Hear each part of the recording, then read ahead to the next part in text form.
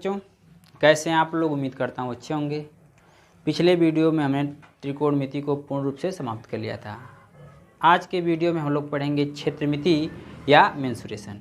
हमको क्षेत्रमिति या मेंसुरेशन में पढ़ना क्या है?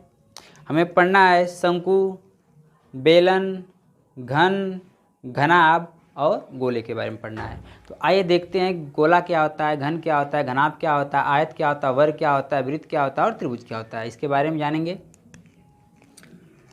सबसे पहले मैं बना लेता हूँ वर्ग। ये वर्ग गया। वर्ग की परिभाषा क्या होता है, सबसे पहले इसको जानेंगे।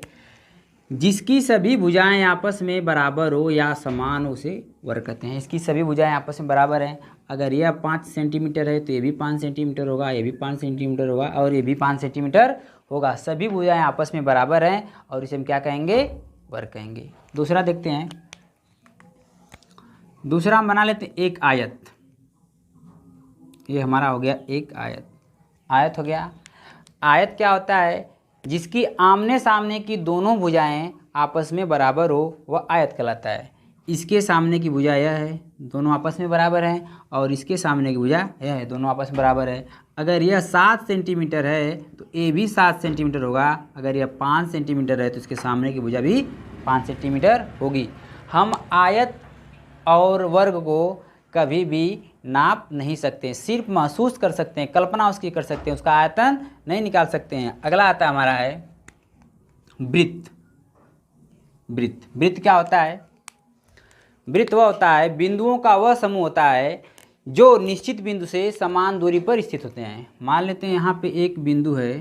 बिंदुओं का वह समूह जो निश्चित दूरी पर एक बिंदु से अनेक बिंदु क्या होते हैं? स्थित होते हैं। मान लेते हैं यह हो गया हमारा एक बिंदु, यहाँ से अनेक बिंदु एक निश्चित दूरी पर स्थित हैं, यानी समान दूरी पर स्थित हैं। यहाँ से यहाँ सबकी जो दूरी है समान है। मान लेते हैं 3 सेंटीमीटर सबकी दूरी है, यानी सबकी दूरी 3 सेंटीमीटर है, तो वह क्या कहलाता है? वृत्त कहलाता है। फिर से एक बार सुन लेते हैं इसको।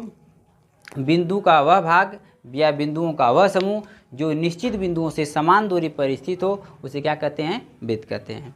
अगला आ जाते हैं त्रिभुज। त्रिभुज त्रिभुज के बारे में हम क्या जानते हैं? त्रिभुज के तीनों अंतःकोणों का योग कितना होता है? 180 अंश होता है। हम इसको भी कभी नाप नहीं सकते हैं। 60 अंश ये होता है, 60 अंश ये होता है और 60 अंश ये होता है। हम इसको कभी इसका आयतन नहीं निकाल सकते हैं, सिर्फ कल्पना कर सकते हैं कोई एक त्रिभुज, इसको पकड़ भी नहीं सकते हैं। अब आगे चलते हैं। इसको हम कह सकते हैं 2D भी। क्या कर सकते हैं? यह 2D, सिर्फ इसकी कल्पना हम कर सकते हैं। आगे हम देखते हैं 3D के बारे में। 3D में हमारा क्या आता है?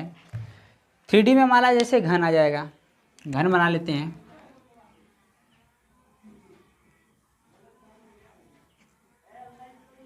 ये हमारा घन हो गया।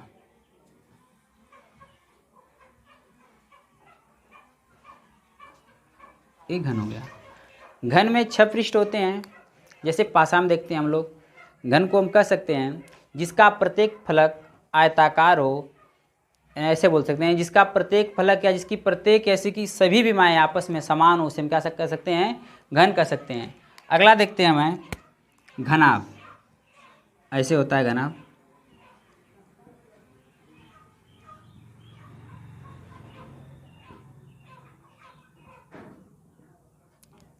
घनाभ की परिभाषा क्या होती है?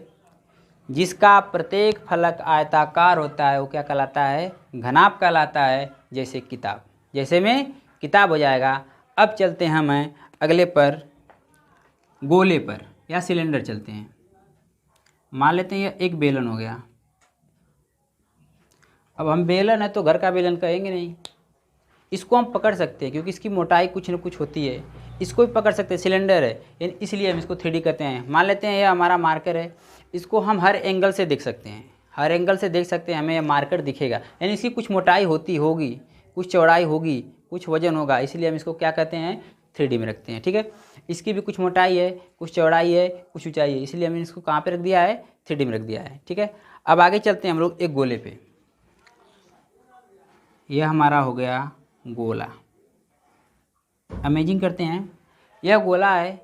गोला भी 3D है। मैंने इधर से भी देखा, इधर से भी देखा। आप भी देख रहे हैं गोले को। गोले को महसूस कर रहे हैं, यानी हम इसको देख सकते हैं, महसूस कर सकते हैं 3D में, इसलिए भी इसका आयतन होगा, इसका पृष्ठीय क्षेत्रफल होगा। ठीक है, अब आगे देखते हैं अगला फार्मूला। आइए पहले देखते हैं कि हमारे क्षेत्रमिति में इस प्रश्नावली में पूरे लेसन में कौन कौन से सूत्र प्रयोग होंगे। पहले उसको देख लेते हैं, फिर प्रश्नावली शुरू करते हैं।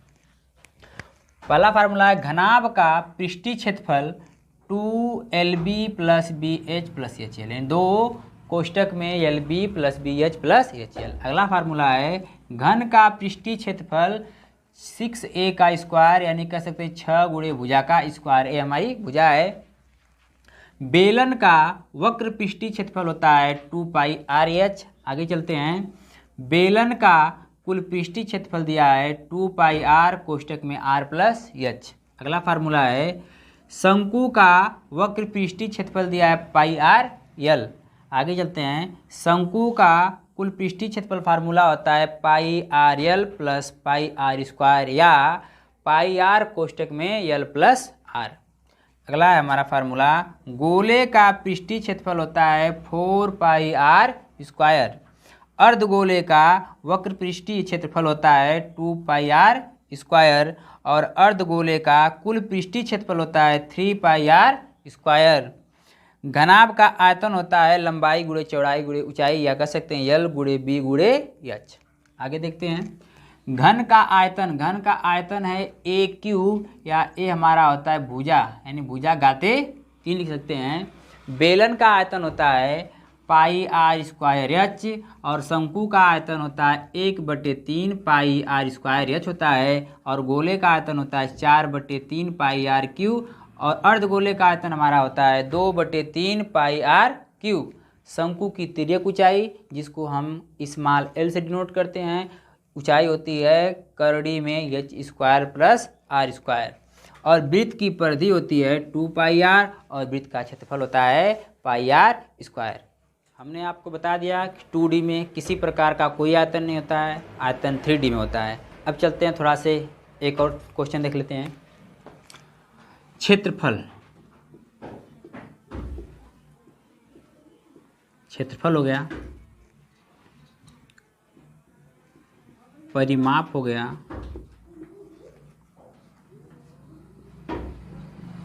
परिधि हो गया और आयतन हो गया।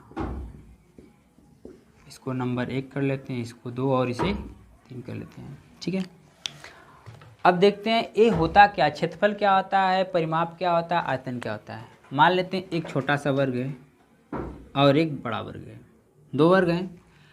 तो क्षेत्रफल कहते किसे हैं, यानी वस्तु द्वारा घेरे गए स्थान को क्या कहते हैं, क्षेत्रफल कहते हैं। यह छोटा सा अगर वर्ग है तो ये छोटा स्थान घेरेगा, और ये बड़ा वर्ग है तो बड़ा स्थान घेरेगा। जैसे इसके नाम से स्पष्ट है, क्षेत्र और फल, मतलब घेरा गया स्थान, इन कितना फल है, क्षेत्रफल। फल का मतलब कि इसका क्षेत्र का कितना फल है, यानी कि जो स्थान घेर रहा है वो इसका फल है। तो क्षेत्रफल यह हो गया वर्ग द्वारा या किसी वस्तु द्वारा घेरे गए स्थान को क्या कहते हैं, क्षेत्रफल कहते हैं। अब आते हैं परिमाप पे। परिमाप क्या हो गया, परिमाप कहते हैं बाहरी माप। बाहरी माप मान लेते हैं कि एक वर्ग हो गया या आयत हो गया। कोई बोल दिया वर्ग या आयत का परिमाप क्या होता है, तो आयत या वर्ग का परिमाप यही होता है कि इसकी बाहरी लंबाई, यानी इसकी भुजाओं की लंबाई को क्या बोलेंगे हम, परिमाप बोलते हैं। हमारा परिधि क्या होता है, परिधि स्पेशल रूप से एक वृत्त के लिए प्रयोग किया जाता है। यानी वृत्त का परिधि क्या होता है, एक किनारे वाला भाग, किनारे वाले भाग की लंबाई को ज्ञात करना क्या कहलाता है, वृत्त कहलाता है। वृत्त की परिभाषा एक बार फिर से आपको बता दे रहा हूँ, बिंदुओं का वह समूह जो निश्चित बिंदु से समान दूरी पर स्थित होते हैं उसे वृत्त कहते हैं। आ जाते हैं अब आयतन पर। आयतन क्या होता है, जिसमें लंबाई, चौड़ाई और ऊंचाई तीनों सम्मिलित हों, या जिसका हमको लंबाई, चौड़ाई, ऊंचाई ज्ञात हो, उसका आयतन हम आसानी से निकाल सकते हैं, जो हमको 3D में मिलता है और 2D में नहीं मिलता है। अब चलते हैं हम लोग अपने प्रश्नावली 13 चलते हैं अपने प्रश्नावली पर। क्वेश्चन नंबर 1 पर कह रहा है कि 2 घनों जिसमें से प्रत्येक का आयतन 64 सेंटीमीटर क्यूब है के संलग्न फलकों को मिलाकर एक ठोस बनाया जाता है। इससे प्राप्त घनाभ का पृष्ठीय क्षेत्रफल ज्ञात कीजिए। कह रहा है कि दो घन को मिलाकर, अब ये नहीं कह रहा है कि दो घनों को कैसे संलग्न किया गया, कैसे जोड़ा गया, ऊपर नीचे रखा गया या पास पास जोड़ा गया है। हम पास पास बना लेंगे। पहले हम लगा लेते हैं इसका फार्मूला, लिखेंगे माना घन की भुजा बराबर ए मान लेते हैं। अब इसका आयतन निकाल लेते हैं, लिखेंगे घन का आयतन हो जाएगा ए क्यूब, या कह सकते हैं भुजा के घाते 3। तो हमारी भुजा ए है। तो कह रहा है कि आयतन 64 सेंटीमीटर क्यूब है। तो हम क्या लिखेंगे, 64 सेंटीमीटर क्यूब, यानी ए बराबर लिख सकते हैं ए क्यूब बराबर करड़ी में 64, यहाँ पे क्यूब लगा लेंगे तभी हमको पता चलेगा एक क्यूब है। ठीक है, अब तो ए बराबर क्या हो जाएगा, यह 64 किसका वर्गमूल, किसका घनमूल है, यानी 4 का हो जाएगा। हमको भुजा निकल के आ गई 4। लेकिन अब कह रहा है कि दो घनों को आपस में संलग्न करना, आपस में जोड़ना है। तो दो घन बनाते हैं पहले।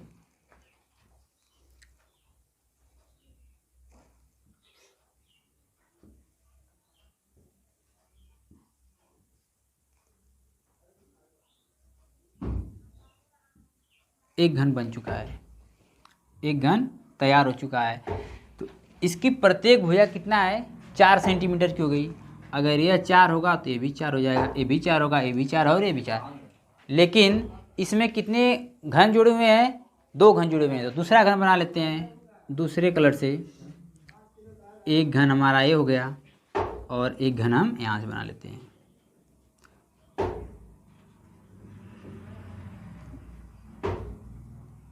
हमारा 2 घन हो गया। अब 4 सेंटीमीटर ये भी लंबा हो गया और 4 सेंटीमीटर ये भी लंबा हो गया। ये लंबाई, अगर टोटल लंबाई हम देखेंगे, टोटल लंबाई यहाँ से यहाँ तक की लंबाई हो जाएगा 8 सेंटीमीटर। अब हम क्या, हमसे पूछ क्या रहा है कि घनाभ का पृष्ठीय क्षेत्रफल। अब ये 2 घन बन चुका है, तो इन दोनों घनाभों का हमसे पूछ रहा है पृष्ठीय क्षेत्रफल। फार्मूला लगा लेते हैं, लिखेंगे हम घनाभ का पृष्ठीय क्षेत्रफल, घनाभ का पृष्ठीय क्षेत्रफल। घनाभ का पृष्ठीय क्षेत्रफल फार्मूला होता है 2LB + BH + HL। ठीक है, तो हमको मालूम है कि हमारा जो ए का मान निकल के आया है 4, यानी कि हमको लंबाई कितना मिल गई हमारी, यहाँ से यहाँ तक की टोटल लंबाई मिल गई हमें 8, क्योंकि 2 घन है। और चौड़ाई हमको 4 ही है और ऊंचाई कितनी मिली है, 4 ही मिली है। अब हमें इन्हीं का प्रयोग करके लगाना है सवाल को। हो जाएगा 2L का मान कितना निकला हुआ है, 8, यानी हमारा 8 निकला हुआ है। लिख लेंगे 8 गुणे B का मान कितना है, 4, लिख लेंगे 4 प्लस फिर B आ गया तो B का मान है 4 गुणे H का मान भी कितना है, 4 हो जाएगा, प्लस H का मान 4 है और L हमारा आया है 8। हम लिख लेंगे 4 गुणे 8। अब इनका गुणा कर लेते हैं आपस में, हो जाएगा 2, 8 चौक को हो जाएगा 32 प्लस 4 चौक को 16 हो जाएगा, प्लस 4 बाटे 32 हो जाएगा। 2 हो गया, 32 को जोड़ लेंगे 64 हो जाएगा, 64 में 16 को जोड़ लेंगे हो जाएगा 80। 80 का गुणा 2 में कर लेंगे, 80 दूना हो जाएगा 160 सेंटीमीटर स्क्वायर, क्योंकि मात्रक हमारा बड़ा वाला स्क्वायर है, सेंटीमीटर स्क्वायर हो जाएगा। ये हो जाएगा हमारा आंसर। आप लोग इसे नोट में अपने नोट कर लीजिए।